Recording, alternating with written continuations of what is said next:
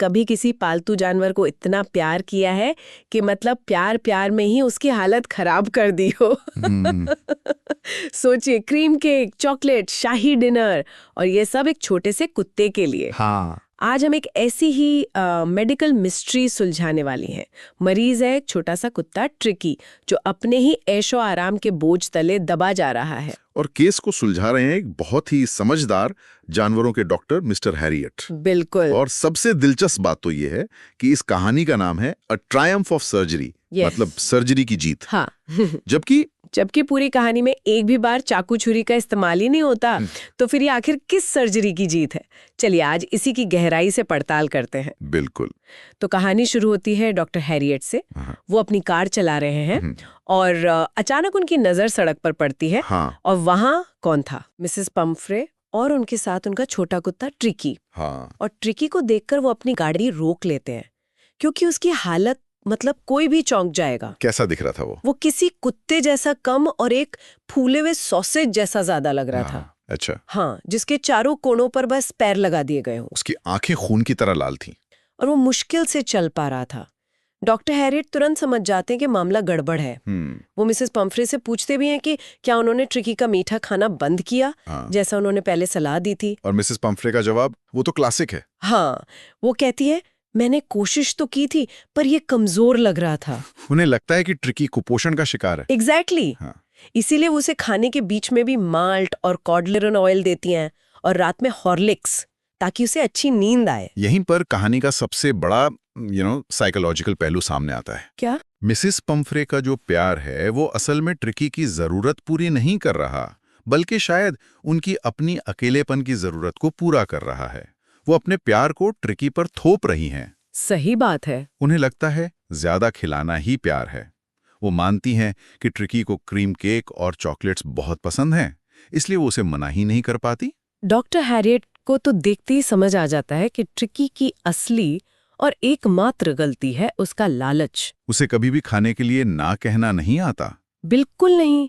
वो Mrs Pomfrey को एक तरह से आखिरी चेतावनी देते हैं कि अगर उन्होंने अब भी इसका खाना कम नहीं किया और इसे एक्सरसाइज नहीं करवाई, तो ये बहुत बुरी तरह बीमार पड़ जाएगा। और वो चेतावनी सच साबित होती है। कुछ ही दिन बाद डॉक्टर के पास मिसेस पम्फ्रे का घबराया हुआ फोन आता है। उनकी आवाज में बेचैनी साफ सुनाई देती है। क्या हुआ था? ट्रिकी ने खाना पीना बिल्कुल छोड़ दिया है, यहाँ तक कि अपनी पसंदीदा चीजें भी नहीं खा रहा। वो बस उल्टियां कर रहा है और दिन भर कालीन पर बेजान पड़ा रहता है। डॉक्टर हैरियट को तो इस फोन का इंतजार ही था।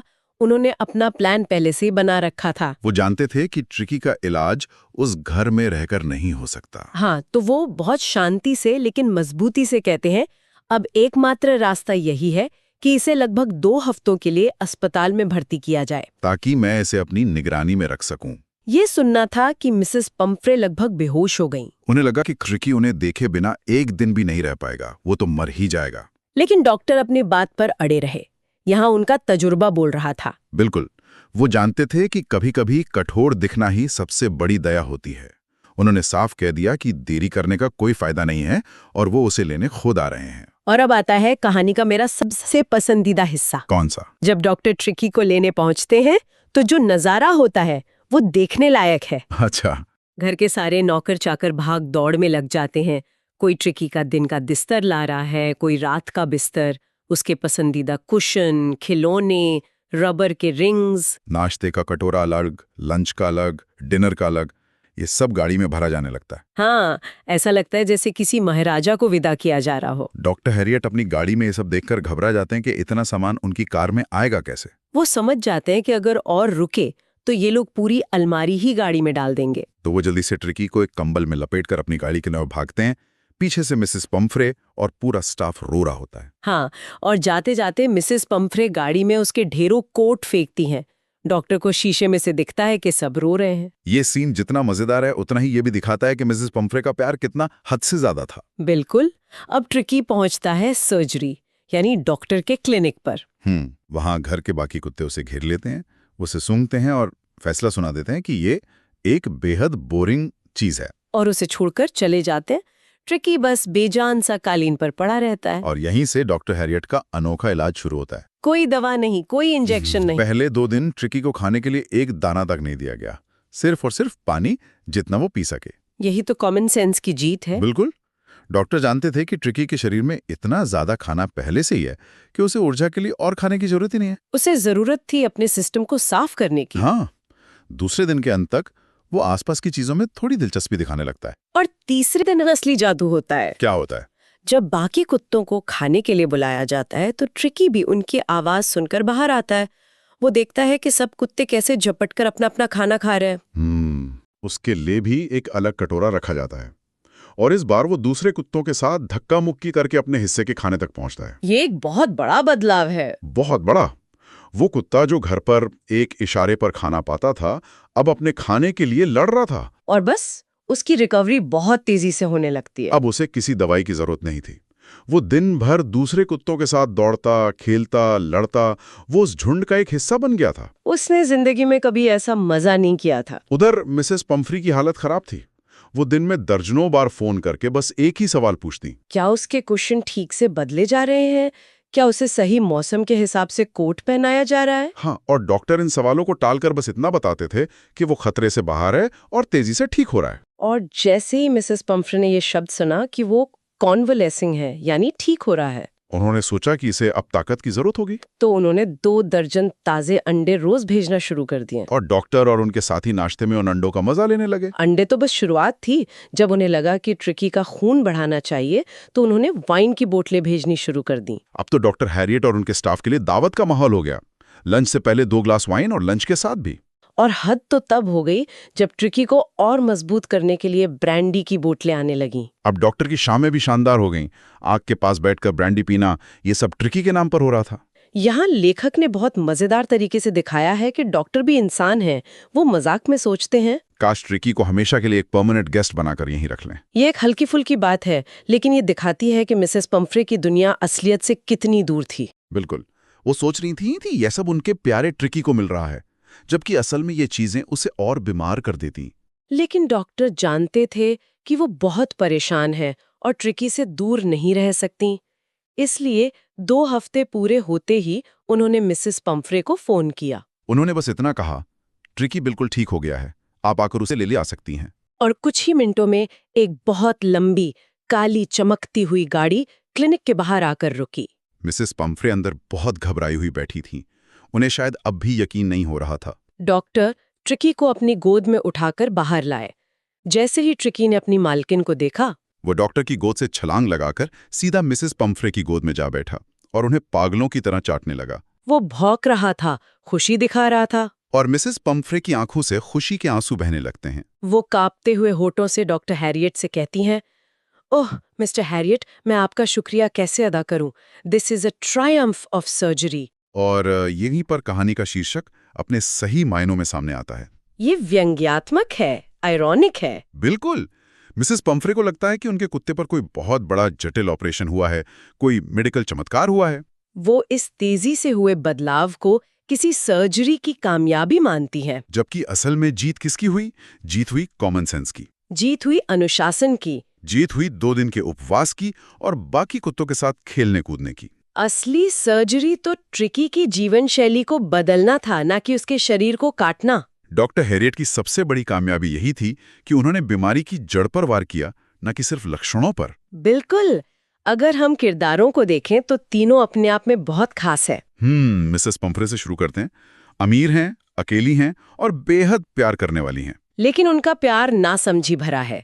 वो भावुक है लेकिन अव्यवहारिक है, इम्प्रैक्टिकल। हाँ, वो ट्रिकी को खुश करने के चक्कर में उसे लगभग मार ही देती हैं। और ट्रिकी, वो बेचारा तो बस अपने लालच और अपनी मालकिन के प्यार का शिकार है। सही बात है। उसे जो मिलता है वो खा लेता है, लेकिन जब उसे एक सही माहौल मिलता है तो वो एक फुर्तीला, मजबूत और खुश कुत्ता बन जाता है। इससे पता चलता है कि समस्या उसमें नहीं, उससे मिले माहौल में थी। और अंत में हीरो हैं मिस्टर हैरियट। हाँ, वो बुद्धिमान, व्यवहारिक और दयालु हैं।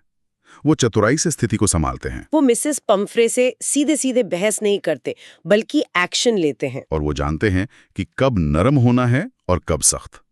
वो सिर्फ एक अच्छे डॉक्टर नहीं, बल्कि एक अच्छे मनोवैज्ञानिक भी हैं। जो जानवर के साथ साथ उसके मालिक की मानसिकता को भी समझते हैं। तो इस कहानी से जो गहरे सबक मिलते हैं वो सिर्फ जानवरों के लिए नहीं है। बिल्कुल नहीं। पहला तो यही कि जरूरत से ज्यादा कोई भी चीज, चाहे वो खाना हो या प्यार, जहर बन जाती है। दूसरा सबक है प्यार और देखभाल के बीच का फर्क। हाँ, ये बहुत जरूरी है। मिसेस पम्फ्रे ट्रिकी से प्यार करती थी, इसमें कोई शक नहीं, लेकिन डॉक्टर हैरियट ने उसकी देखभाल की। प्यार एक भावना है, जबकि देखभाल एक समझदारी भरा एक्शन है। बिल्कुल, जिसमें कभी-कभी ऐसे फैसले लेने पड़ते हैं जो उस पल अच्छे ना लगें, लेकिन लंबे समय में फायदेमंद हो। और तीसरा और सबसे जरूरी सबक, अनुशासन का महत्व। ट्रिकी की रिकवरी किसी महंगी दवा से नहीं, बल्कि एक अनुशासित जीवन शैली से हुई। नियंत्रित खाना और खूब सारी शारीरिक कसरत। और आज की दुनिया में ये इंसानों पर भी उतना ही लागू होता है। सही बात है। अच्छा स्वास्थ्य ही सबसे बड़ी दौलत है, जिसे पैसे से नहीं खरीदा जा सकता। सही कहा।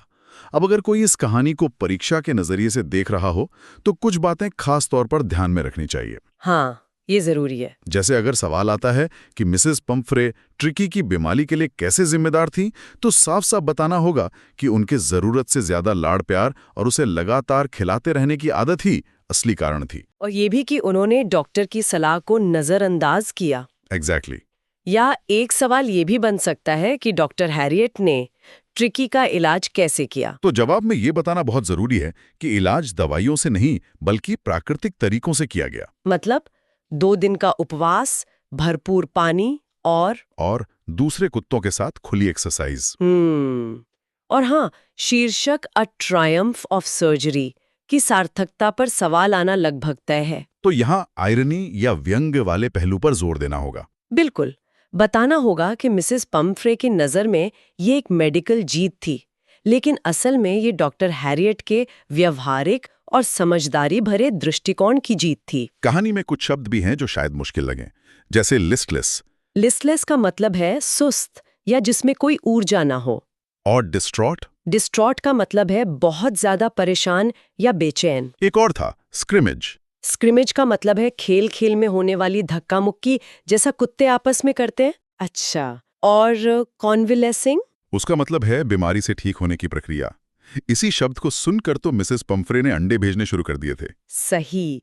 तो कुल मिलाकर ये कहानी एक बहुत ही सरल लेकिन गहरे संदेश के साथ खत्म होती है। ये सिर्फ एक कुत्ते की कहानी नहीं है। बिल्कुल, ये कहानी हमें सोचने पर मजबूर करती है कि क्या आज के दौर में हम अपने रिश्तों में, खासकर बच्चों की परवरिश में, कहीं ना कहीं मिसेस पम्फ्रे जैसा बर्ताव तो नहीं कर रहे?